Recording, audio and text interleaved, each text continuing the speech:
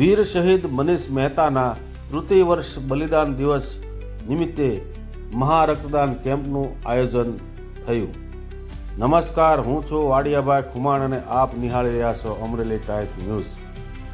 વીર શહીદ Manish Mehta memorial trust Amreli તથા Shantaba civil હોસ્પિટલના સંયુક્ત ઉપક્રમે ભારતીય સેનામાં ફરજ દરમિયાન 19 જાન્યુઆરી 2023ના રોજ બંગાળ ખાતે શહીદ થયેલ અમર જવાન મનીષ ગુણવંતરાય મહેતાની તૃતીય વર્ષ બલિદાન દિવસના રોજ મહારક્તદાન કેમ્પનું આયોજન વીર શહીદ મનીષ મહેતા મેમોરિયલ ટ્રસ્ટ અમરેલી દ્વારા એસટી ડેપો પાસે કરવામાં આવેલ હતું.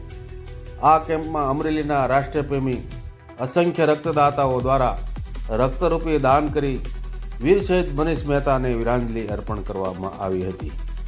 વીર શહીદ મનીષ મહેતા ભારતીય સેનામાં તારીખ 28/3/2008થી માતૃભૂમિની રક્ષા માટે જોડાયા હતા અને પોતાની ન્યૂ જલપાઈગુડી રેજિમેન્ટ બંગાળની ફરજ દરમિયાન પોખરણ યુદ્ધ અભ્યાસ અર્થે જતાં પોતે તારીખ 19/1/2023ના શહીદ થયા હતા.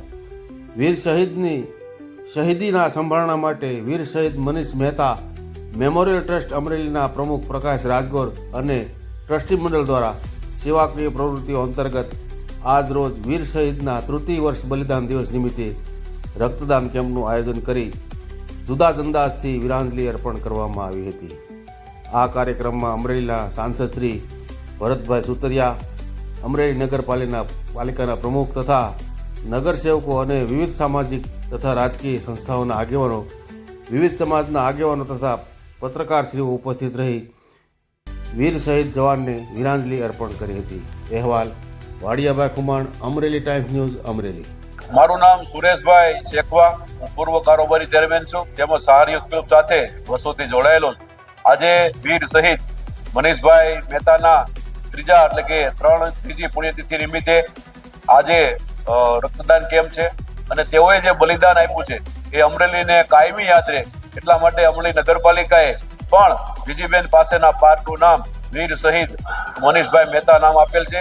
અમરેલીએ ગૌરવ લેવું જોઈએ કે આવા શહીદો પણ અમરેલીમાં છે. આજે રક્તદાન કેમ્પમાં સૌ રક્તદાન કરે અને એમના બલિદાનને યાદ કરે એ જ આ તકે મારી અભિનંદન સાથે શુભેચ્છા. હિતેશ મહેતા, મનીષ મહેતા મેમોરિયલ ટ્રસ્ટના કાર્યકર્તા.